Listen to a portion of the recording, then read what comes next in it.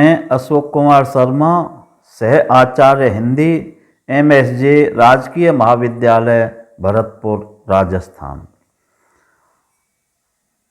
आज हम कबीर के पदों के पाठ के साथ उसकी व्याख्या का अध्ययन करेंगे। तो आज जो पद लिया है हमने कबीर की व्याख्या के लिए, वह मन रे जागत रहिए भाई वाला पद है।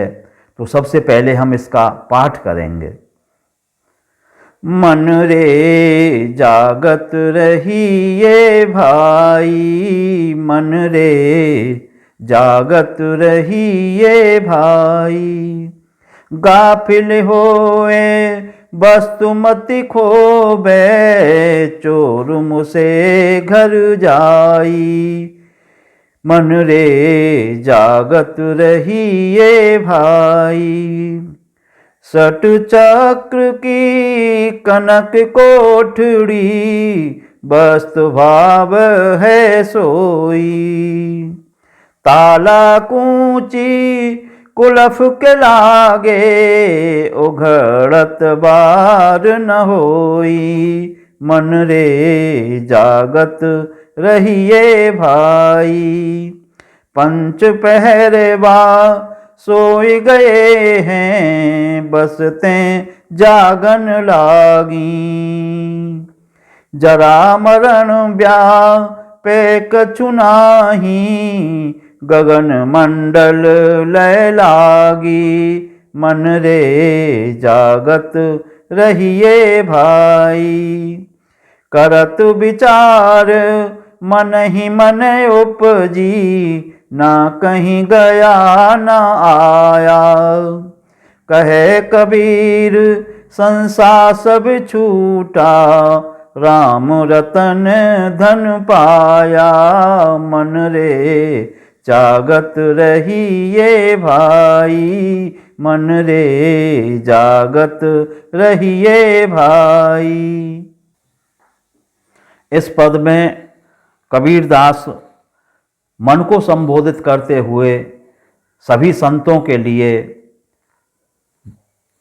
सभी जीवात्माओं के लिए ये उपदेश देते हैं कि विषयों से विमुख होकर के कोई साधना करे तो उसकी जो कुंडलिनी है वह जागृत हो जाती है और आत्म तत्व का उसे साक्षात्कार हो जाता है।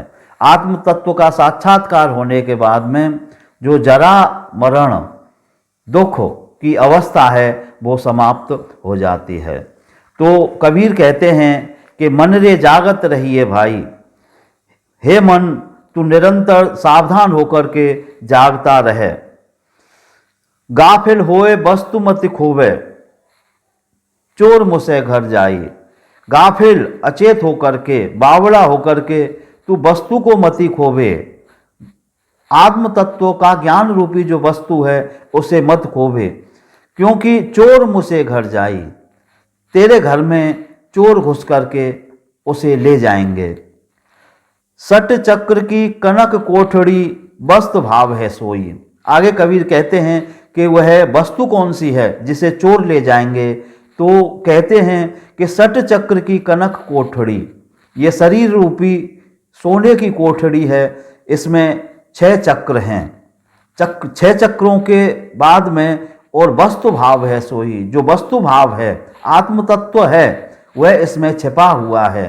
कुंडलिनी है वह इसमें सुप्त अवस्था में छिपी हुई है, सोई हुई है। ताला कूची कुलफ के लागे, उघड़त बार न होई।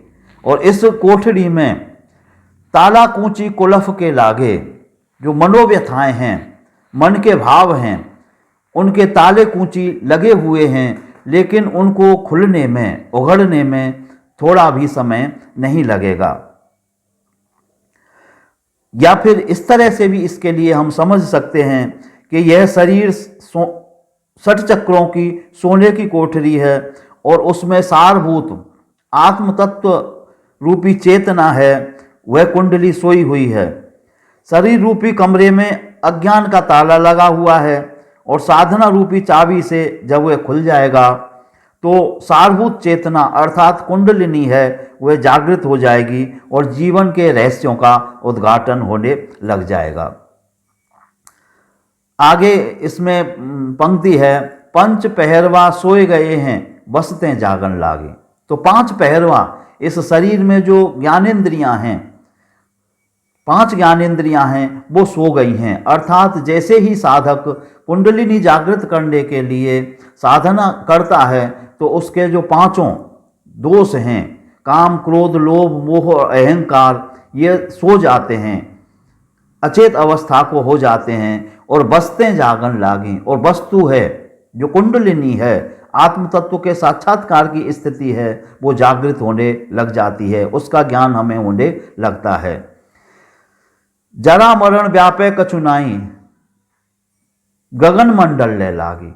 जब कुंडलिनी जागृत होती है तो जरा मरण, ना तो वृद्धावस्था का भय रहता है और ना ही मरण का भय रहता है। गगन मंडल ले लागी, और कुंडलिनी है वो सहस्त्रार चक्र में, हमारे सिर में गगन मंडल की कल्पना की गई है। अंतिम जो चक्र है जिसे सहस्त्रार चक्र कहते हैं, तो उसके लिए कुंडलिनी अग्रसर हो जाती है। फिर वहाँ पर जरा मरण की स्थिति नहीं रहती है, आत्म तत्व का साक्षात्कार होने लगता है। तो इस प्रकार से जो साधना की अवस्था है, कुंडली जागृत करके आत्म तत्व के साक्षात्कार की, वो इस पद में कबीर कहते हैं कि कुंडलिनी को जागृत करके और आत्म तत्व का साक्षात्कार लेना चाहिए। काम क्रोध लोभ मोह अहंकार, ये जो पांच पहरुए हैं जो कुंडलिनी को जागृत नहीं होने देते हैं, जब ये सो जाते हैं, नष्ट हो जाते हैं, तभी कुंडलिनी जागृत होकर के और गगन मंडल में पहुंचती है, आत्म तत्व का साक्षात्कार हो जाता है। तो इस विषय के बारे में कबीर कहते हैं फिर कि करत विचार मन ही मन उपजी, ना कहीं गया ना आया। ये जो युक्ति है जो मैंने ऊपर की पंक्तियों में बताई है, यह विचार करते मन में ही पैदा हुई है। इसे खोजने के लिए मैं कहीं भी नहीं गया हूँ, ना तो मैं तीर्थाटन के लिए गया हूँ, मैंने ना कहीं ग्रंथों को खोजा है, केवल मन में विचार करने से ही ये भाव मेरे मन में आया है। कहे कबीर संसार सब छूटा, राम रतन धन पाया। कबीर कहते हैं आगे कि मेरा सभी संशय नष्ट हो गया है, छूट गया है, क्योंकि राम रतन धन पाया। राम रूपी जो रत्न है वह धन मैंने प्राप्त कर लिया है, अर्थात आत्म तत्व का साक्षात्कार कर लिया है। इसलिए मुझे अब कोई भी कष्ट, जरा, वृद्धा अवस्था का, मृत्यु का कोई भी भय नहीं है। इस प्रकार से इस पद में कबीर जीवात्माओं के लिए, साधकों के लिए संदेश देते हैं कि आत्म साक्षात्कार के द्वारा अपने काम क्रोध लोभ मोह और अहंकार, इन तत्वों को सुप्त करके आत्म तत्व का साक्षात करने के बाद में व्यक्ति सभी बंधनों से मुक्त हो जाता है और आनंद की प्राप्ति करने लगता है। किसी भी प्रकार के कष्ट की संभावना उसके मन में नहीं रहती है। इस प्रकार से इस पद में कबीरदास जी ने जो निर्गुण की साधना पद्धति है, सठ चक्र को वेधन करके कुंडलिनी के जागरण की स्थिति है, आत्म तत्व के साक्षात्कार की स्थिति है, उसका उपदेश दिया है। इस प्रकार हमने इस व्याख्यान में इस पद की व्याख्या और इस पद के पाठ की चर्चा की। धन्यवाद।